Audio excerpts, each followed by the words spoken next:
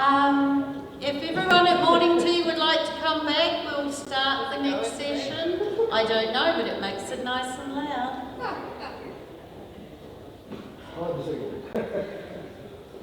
We'll just start as the small group and then you'll be fine. Just do.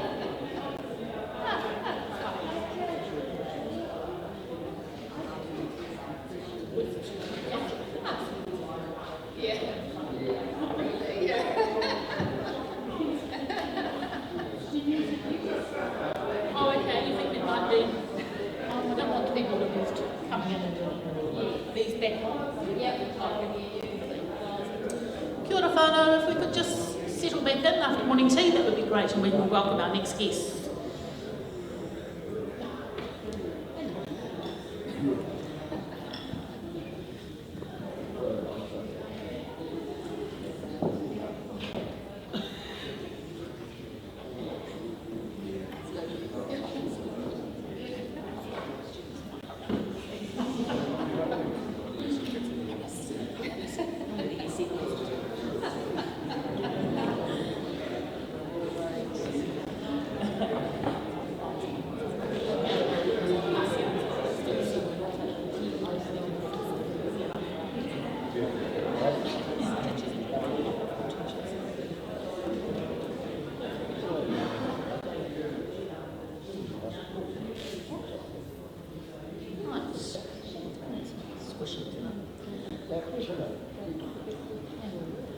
Morena whānau. It's my pleasure today to welcome our next group of speakers, and as Joss said, I guess we've got a lovely team presenting to us today. I'd like to introduce Megan Waddington.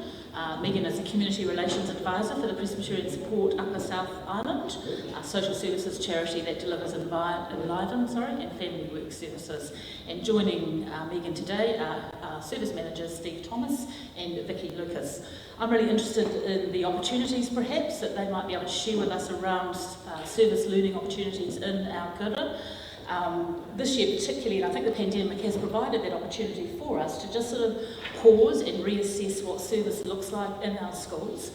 Historically, we've partnered with Habitat for Humanity and have sent a small group of girls to Fiji to build shelters in Fiji. But with that on hold, it's allowed us to sort of explore what do we want service to look like at Centaurans. And a little guiding question that we've had with our senior Christian Studies classes has been, who in our communities is carrying a burden that we can ease?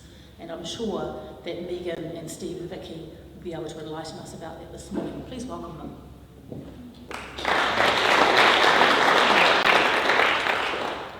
Just check that this is on. Can everyone hear me? Testing. Hi everyone, thank you so much for having us here today. It is a real pleasure to be here, and thank you to Reverend Stephanie for organising it. Speaking behind me.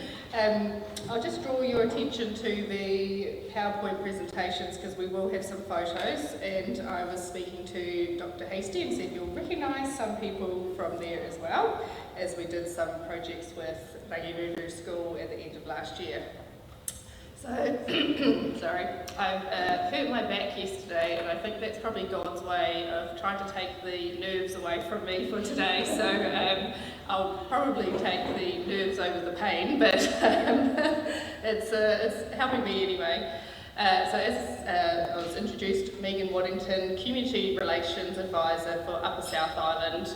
We are a social services charity, and we have been around for over 110 years. Still providing some of the same services that we were originally born to do. I'll just get my clicker going, sorry. That's me. Can you switch the mic on? Oh, sorry. No. Testing. Can you hear me now? It's green. Can you hear me? Yes. Hey, there we go. Even though I have a loud voice, but we still want everyone to hear.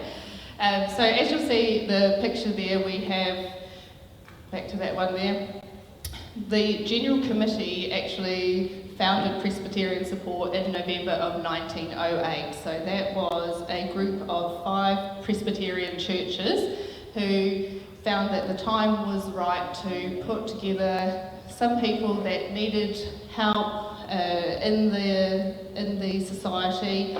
As I said, very similar to what we do today, actual practical help with families in need. So at the time it was called the Social Services Association, and we've had a few name changes since then, but it was basically a group of people that could see there was need in the community. They could see that people were struggling. They'd come over from Scotland, they were hard-working Presbyterian families, they got stuck in, they did their work, and then they wanted to help others as well. And that is still true to what we are today. We want to help others, and that's exactly what we do, and we're very proud of what we do.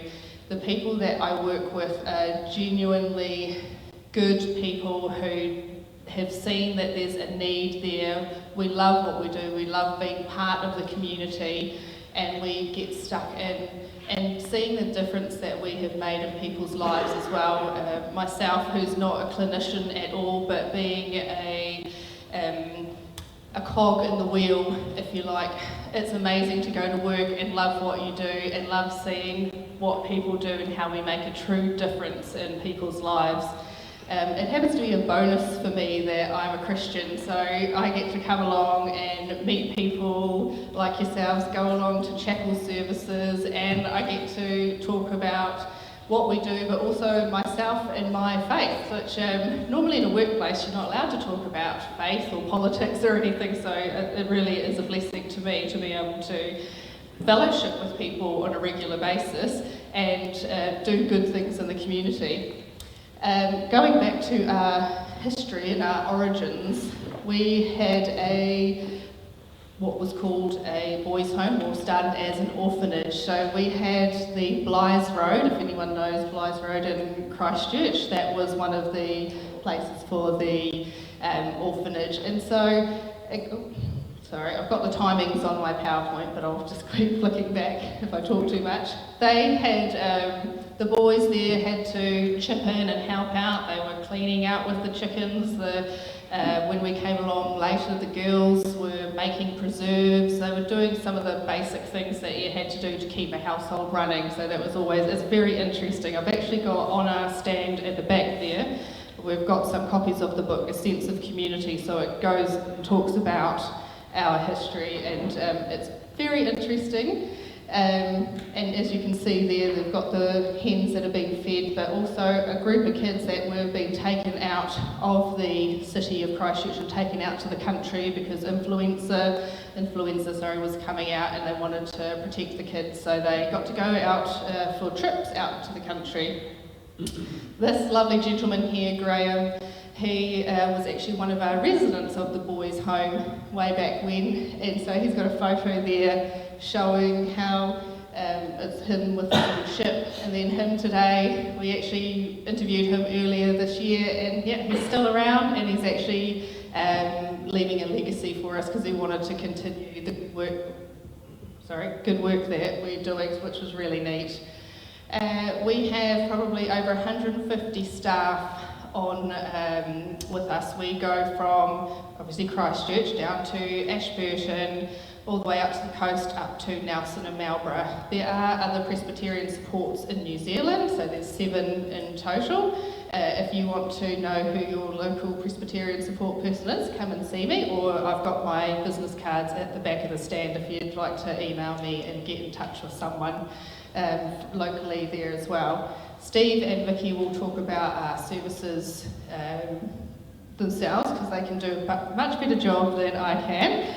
And this here, one of the true bonuses that I experienced last year was doing a giving project, a Christmas giving project that I did with Rangiruru Girls' School last year. I quite often just about was in tears at just the generosity of the students. We selected a handful of families and individuals that had been working really hard during the year. They seemed like they were really good kids or good families. They were the type of people that were working hard to better themselves, and we selected them because we thought, you know what, we'd love to give you a bit of a surprise. We didn't tell them anything at all, but we put a bit of a bio together and changed all their identity and everything, and we gave each person or family, we gave to a class of Rangiruru, and they just put some bits together. Like we told them they might like sports, or they were into arts and crafts, and the students really read that and they took it on and they understood it. And the gifts that we got back, that's our boardroom table, and you probably can't see that well, but that's just about $10,000 worth of gifts there, and they were gifts that were aimed at the students, at the families themselves and the people. They're the things that they needed, so toiletries, cat food, things that they wanted, nice hand creams that they could never afford for themselves, special artwork paper that someone really liked, that's into their art, but they'd never be able to afford to buy special pencils or paper. So the students did an amazing job, and it was a real blessing to be able to do that with the school, and also a personal win for myself just to be able to coordinate that, because there was a lot of presents and a lot of work. We do work as well with parishes, so I went to one of our local parishes and I said, there's such a thing as period poverty. Do you know about it? There's people out there that can't prioritise or don't have the means to prioritise things like toiletries. So young people coming in and they need to wash their clothes and they need to have some shampoo and deodorant, and we have a cupboard, or it's not really a cupboard, it's more like a full back wall that's a toiletries cupboard, and the people in the parish put basically a big huge box together of things that are essential items, things that you and I wouldn't even think to put into the supermarket trolley when we go, but these people can't always afford it. So it was great to be able to go to the community and say these are the needs of people, and people were listening and heard, and we could give them out without any embarrassment to the clients. They just took what they needed when they needed, and there's never a problem there. That's just another photo, just giving back to the girls at Rangiruru and saying, hey, thanks very much for what you did, and here's some feedback telling them what it meant when the clients got their Christmas package. And there were tears from the clients, there were people who were speechless. We had some really lovely feedback, and it was great to be able to close that circle and go back to the girls and say, do you know, you made a difference, you actually made a difference to someone, and the clients were just dumbfounded really that someone out there thought of me and you did this for me, and to be able to go back to the girls and say thank you, you really did a great thing there. Another fun thing that we did with the girls of Rangiruru was we did a card competition. So we have some cards at work that we use for thank yous and other general cards, but they looked a bit tired and bored, and we knew that there was going to be some talent out there, and we got together with the art teacher who said, actually, there's some amazing people here with some, as you can see up here, just a huge amount of talent for year 12, I think it was, year 12 and year 13 students. And we've made them into our greeting cards and thank you cards, and got a bit on the back as well, just to say this is who the student is and what this actual painting meant to them. So just to give a backstory for the person who receives the card. And it's really, we've actually had people come and say, oh, can we buy some of these please? And that's been, that says it all, doesn't it really?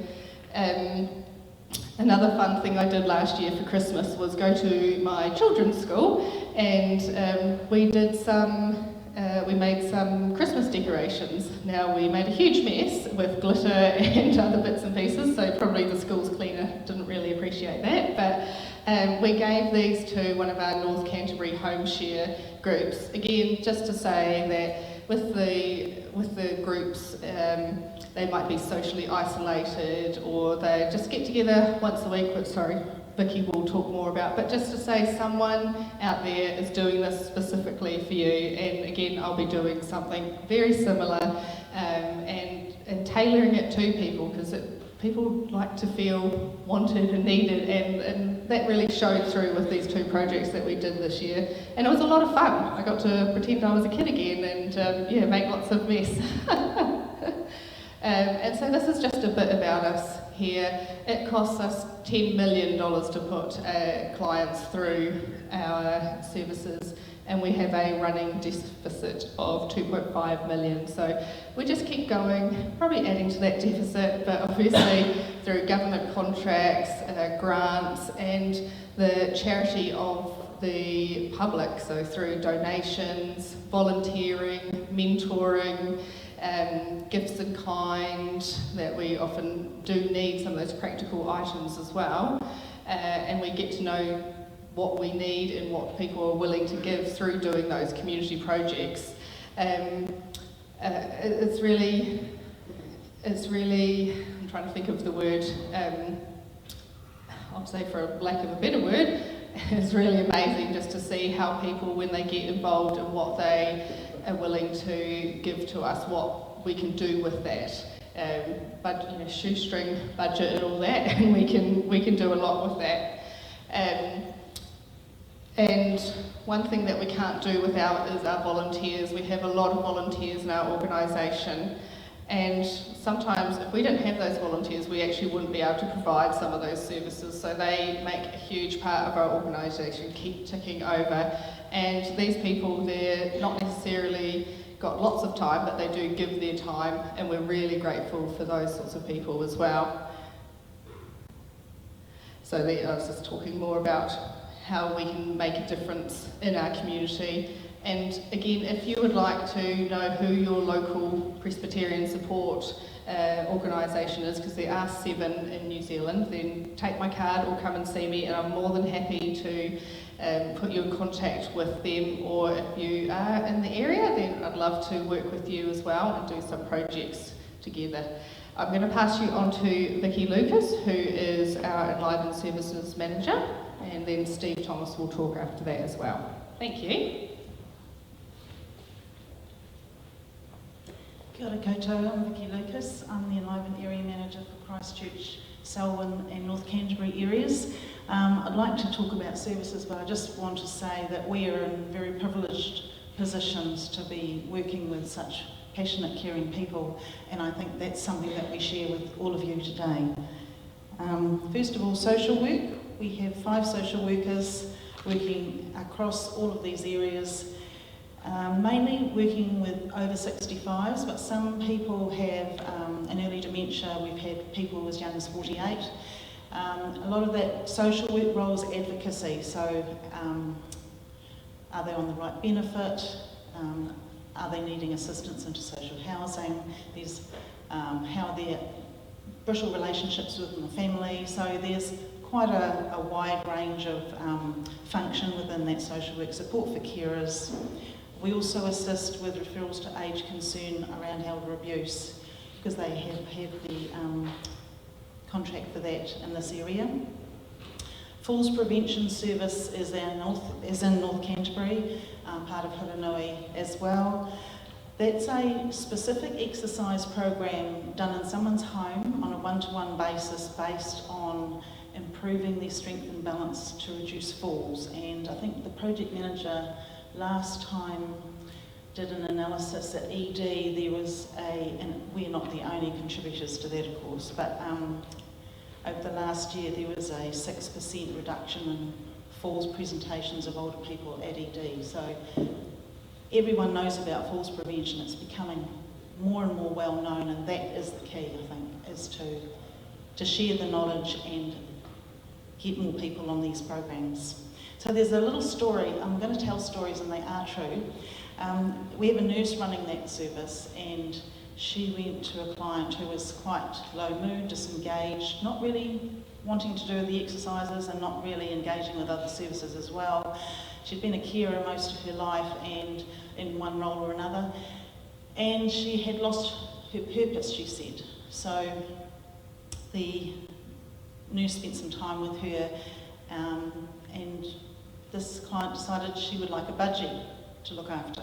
So she popped her in the car, took off down to the pet shop, got the budgie, got a cage, and that made a huge difference to this person's life, because she got up every morning and she had to feed the budgie and clean the cage, and the daughter was a bit aghast, I think, at what we had done, but she saw the benefit of the person's mobility, their lighter mood, and they were just more engaged with everything that was going on. Unfortunately, this person has since passed away, and the daughter now has the budget.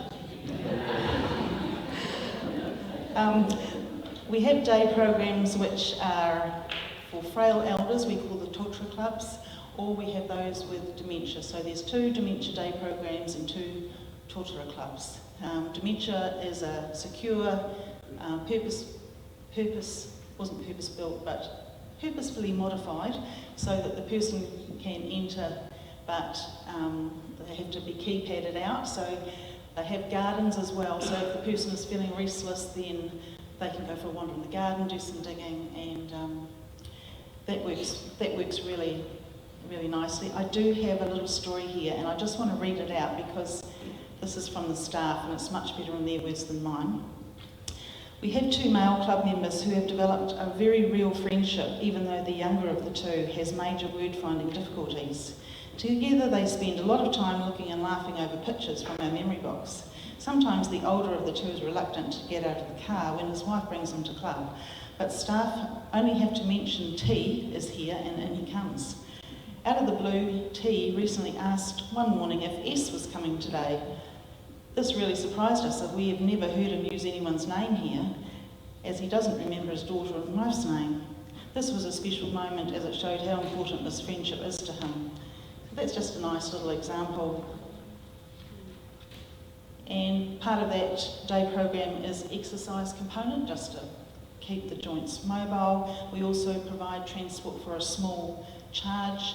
The rest of the program is funded by the Canterbury District Health Board, and the referrals come through there. All of our other services, we can receive referrals in any form, phone call, drop-in, self-referrals, that sort of thing. Home share is like a mini day program in someone's home. So we have a host who once a week, 4 people come in and they have activity and social gathering really. They have the same people every week, so they really get to know each other very, very well. They become friends and form friendships outside of the club as well. There is another little story here. The driver, because they also is a pick-up and drop-off option as well, saw this monarch butterfly that was not looking very active. She picked it up, put it in the bus and took it home that night, and in the warmth it started to recover. And so she took it in the bus the next day, and all of it starts flying around in the van, and everyone is so excited, so they drove to Victoria Park, which is a wintering over for butterflies, and opened the door and let the butterfly out, and that was such a cool story, I thought. We have 2 kaiwhena workers who are mana whenua to Tuhiwi Marae, and they work with kaumata or any elders really that feel connection for a Māori support worker. She has a 80-year-old couple that she's recently worked with. They've been married for 62 years. He was having trouble with his communication, and she was kind of finishing off his sentences for him, so the kaiwhena worker took him out into the veggie garden, and they were talking about veggies, and she suddenly realised that he was really quite deaf. So over the last 6 months they've gone through multiple appointments, and this week he got his hearing equipment, and the whānau have said to Deirdre, this is the first time in 5 years we've had a full conversation with our father, so that was pretty awesome. Volunteering, as Megan has mentioned, we have volunteers within the day programs, but also volunteer visitors, and we do some medical driving in a small patch in Rangiora. Partnership community workers, these work across ages as the kaiwhenas do, so they can be dealing with mums and babies right through to older people, and it's about connecting people to health and wellbeing appointments. So it's an advocacy navigation type role. They're attached to the Pegasus Medical Centres, so they get this good relationship going on with their medical practices, and that helps with the whole integration of services and communication back to the GP. So partnership community workers, I think now, are throughout New Zealand. They started in Christchurch, I think about 12 years ago, but and Elder Care Canterbury is we have a coordinator who coordinates older person services. So she has forums, refugee and migrant, kaiwhena, Christchurch provider forums, and the consumer group. So the last service I want to talk about is our newest one, which is the East Christchurch Comartal service. That actually was funded by the Alpine Presbyterian, and we're very grateful for that funding because we don't have these massive data collection issues. They have given us this wonderful opportunity to work with any elders and their families, which means that we can work across all the ages in that household. And it is, we've got 4 social workers in that team and a psychologist, and we've just started a social connection group in the Aranui Library, and that's just growing and growing each week. So we just really coordinating that, and when the funding runs out for that group will be propagating, I suppose. So, yeah, that's very, very exciting. As a part of that, we've got Doug McConnell. He's a pastor, and we're doing a little bit of referring backwards and forwards to each other. So he's seen some people that could do with some psychology support, and we've got him as our resource for pastoral care as well. So really, that's new and exciting. We also have a very strong connection with Reverend Jason King, who is in Rangiora, attached to the same building. We see him every day, and we include him in quite a few things. That's me. Thank you very much. I'll leave you to Steve.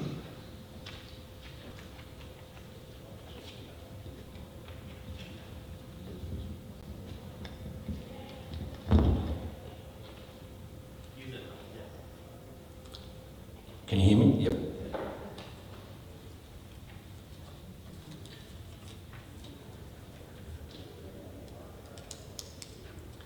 Kia ora.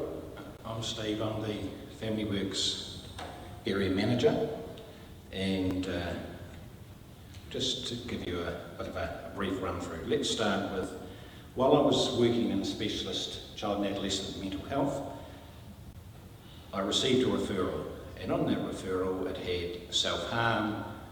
The presenting issues were around self-harm, were around anxiety, were around family breakdown, were around specialist services needing to also be involved, and lastly, they were around mood.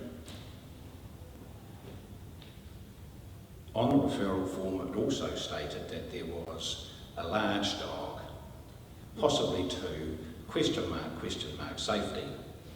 So I went to do the visit as per normal, and as was happening in those days, without cell phones, is that you made contact with the family and then you made contact just directly before you went for the visit, and they would collect you from your vehicle, and so I could be assured that the dogs were secure. During the assessment it went well, but the dogs kept pounding in the adjacent room, just trying to ram the wall and ram the door, and fortunately I didn't have the opportunity of seeing these beasts. We agreed that I would visit the following week, and this time I drive up the grass driveway, and with the grass driveway full of potholes, because it was close to the window and they will be able to easily identify when I'd arrived. So I arrived this particular day, I got up the driveway, having made contact with the family, and to see that there was no light on, and it's just wondered whether anyone was home, which was odd. I sat there with the engine going, good move, with the engine still running and just waiting, and eventually I decided I'd waited long enough, but I would just toot the horn prior to leaving. So I tooted the horn, which ignited the beasts, and they came round the side of the building and charged the vehicle. And I was sitting in the vehicle waiting for this to occur. It was like a train wreck waiting to occur. I'm sitting there with my hands up against my face, or across my face, pushed hard back in the chair as the two dogs jump onto the bonnet and try and eat me through the windscreen. At that point I have, probably in a stress state, I have this idea to turn on the windscreen wipers. Why on earth do you do that? They ate the windscreen wipers down to a couple of metal stubs about this long. I'm furiously backing down the drive now. The beasts eventually slide off the bonnet, and lo and behold, I'm heading back to home base to report the incident and also to somehow report the damage to the vehicle. Today, 3 decades later, I still have a strong relationship. Now, I should say, now working in the NGO sector, what is really interesting is that we still have a strong relationship and a privilege to actually be associated with this vulnerable cohort. Why? Because things have changed. The threshold for mental health services have changed, have become increasingly more difficult to get access to in a timely manner, and so as a result of that, we are commonly now holding that space. And we hold it with the school guidance, we hold it with also the private sector, but we are holding that space. Sometimes we're holding it just until the referral can be received because of the long, huge waiting list in mental health. So I like to describe what we do as really operating in that thin space, that thin and fragile space between hope and despair.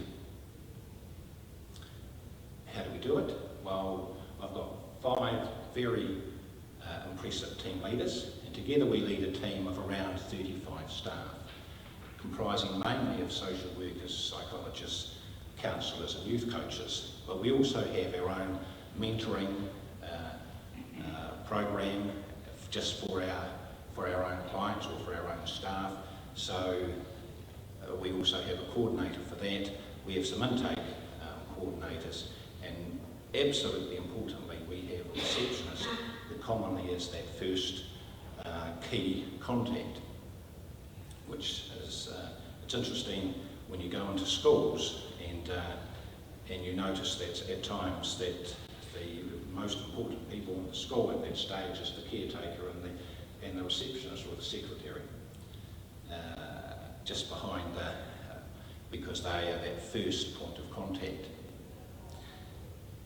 From a service perspective, what we have a strong link to schools. We are one of the social work on schools providers, a smaller one, which is a low decile, so it's a decile 1 to 3, and so we serve and have the beauty and the privilege of being able to serve 9 school communities. We're also part of Manaaki, which is the wellbeing initiative that the government rolled out in the first 100 days of being in power. And we're a large provider of that. That was 80 FTE across the whole of wider Canterbury up to the Hiranui, and we have 10.7 of FTE within that.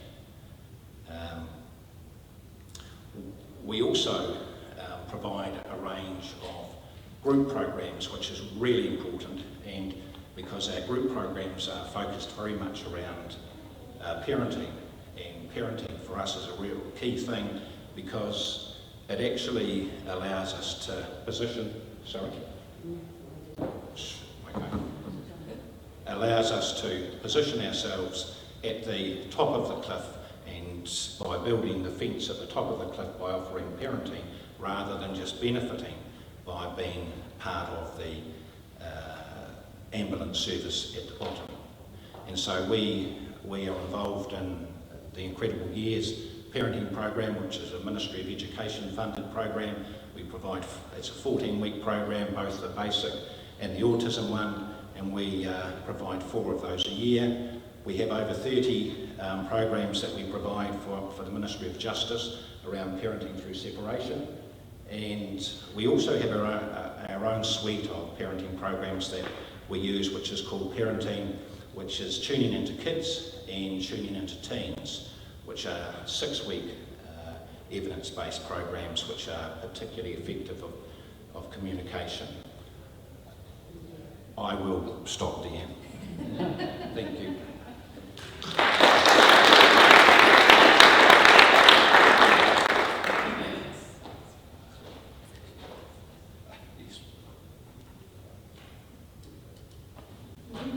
Vicky and Steve, thank you for coming to share with us the work of Presbyterian support in this area, but all around the country too. We like the tagline, making a difference together, and we've heard that some of our schools are already doing that, but you've encouraged us to think about how we might be involved. We'd like you to share this amongst yourselves. Thank you.